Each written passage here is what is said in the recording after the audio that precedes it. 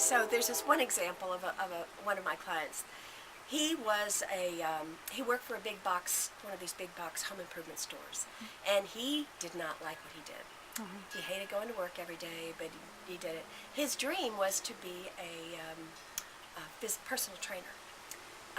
And so I coached him through it and got him to the point where he gradually, over time, worked toward that. He started having some clients at night, but we had to work through his father had the thought you had to hate what you did because a job meant just do it and get money, buck up and do it, and it didn't mean anything about enjoying yourself. That was what he got from his father. But he also got a poverty consciousness that had to do with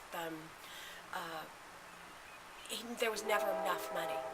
Right. Never enough. And so he had and we will put a level on our how much money we'll make according to what the breadwinner made. So let's say if his father made 20,000 that many years, let's say maybe 15,000 that many years ago, and it may be equal to maybe $40,000 today. That's all that this man could make because in his mind that was the universe of money in his family. And it also had to do with putting down wealthy people, that whole pattern. So when I helped him get through and forgive the pattern, so that's a family pattern that he had to forgive, and also to forgive his father. So those two things alone completely turned his life around.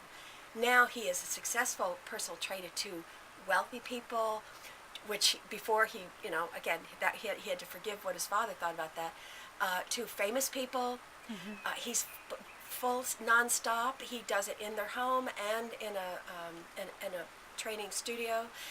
He has an investment account. He's opening up videos. He's doing online video. I mean, he's doing great. This is the same guy that was doing minimum wage at a big box store, hating his job before, and he did all of this within about a year and a half. Of going through the forgiveness. Yeah.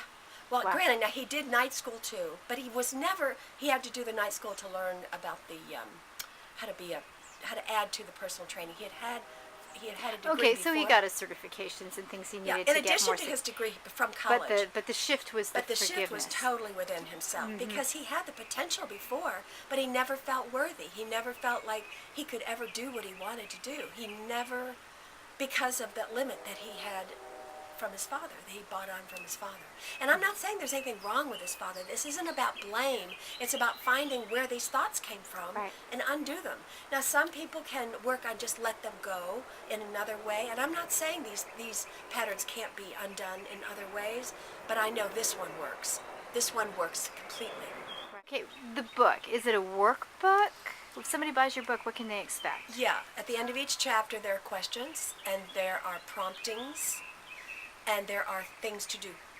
Absolutely. And there's one chapter that explains in detail how to do this with question and answers about any questions that anyone may have. The other F word, forgiveness.com is the website. So I'm going to be answering questions on a blog there. Okay. I have a separate workbook, that Purpose with Passion. So that is not published yet, but it will be coming along, and that'll be available on that website. Awesome.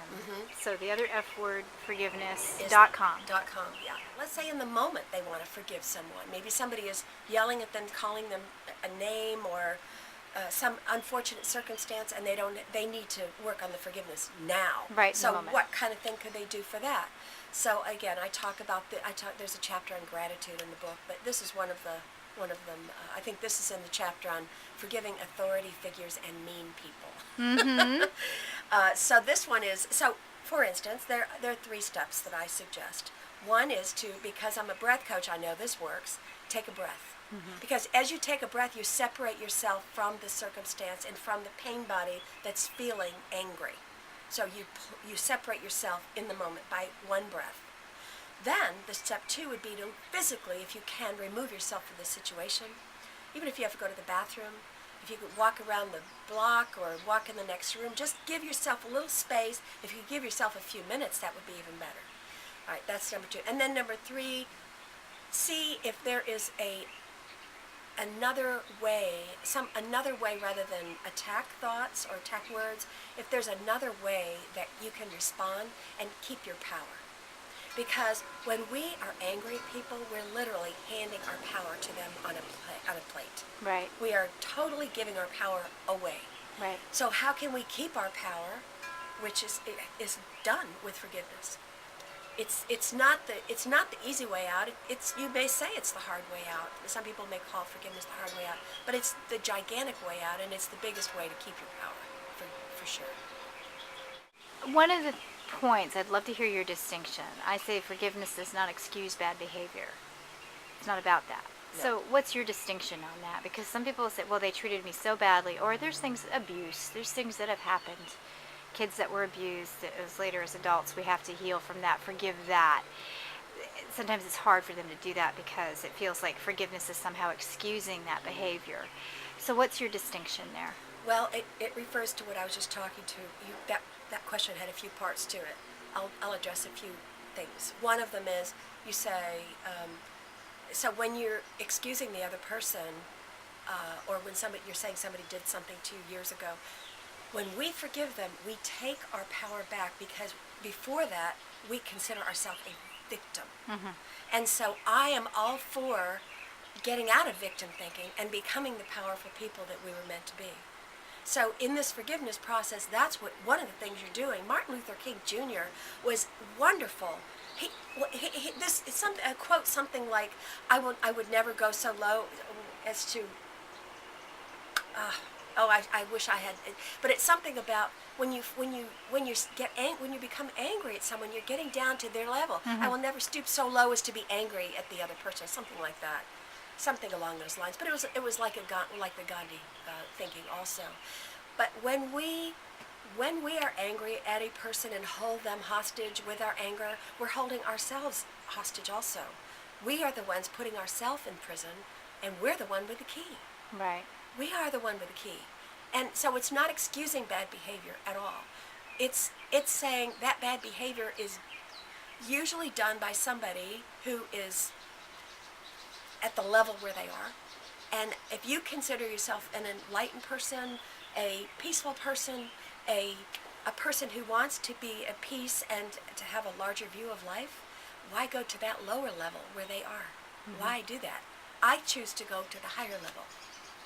And that's also not saying that if somebody's hurt you, you can forgive them, but not put yourself in harm's way again. No, there's justice. Right. There's peace. I mean, there's forgiveness and there's justice. I mean, if somebody's done something wrong, like you were saying, mistreating a child or raping or killing or any of those horrible things, there's justice. And that's where there's a civil version of that, where those people are taken care of. Our part in that is to forgive them, meaning to let go and not hold ourselves hostage to that crime for our whole lives. Right. Let civil justice do its part, and then we remove ourselves from it. You know, we don't have to be. Otherwise, we're becoming part of that club with that person. And by the way, people say, well, how can you forgive someone like Hitler and all that? Jumping right to the worst possible scenario. Many people have not had those types of experiences, and yet they still will choose to jump to, well, what if, how do you forgive so-and-so? It's like they immediately are looking for reasons not to forgive because they don't want to. Right. So I'm saying do the next best thing that you can. If it means forgive the postman who continuously gives you crumpled mail, whatever. Start small, and start small, and you'll see how your thoughts can change that experience. The mail will not be crumpled anymore. I guarantee it. That's the kind of thing, that's how it happens. Or the mail person will start being nice to you, or I don't know. Something else good will come. Something good will come. Will come. And again, when we make a change, we change the whole world. The whole world is affected by how we change.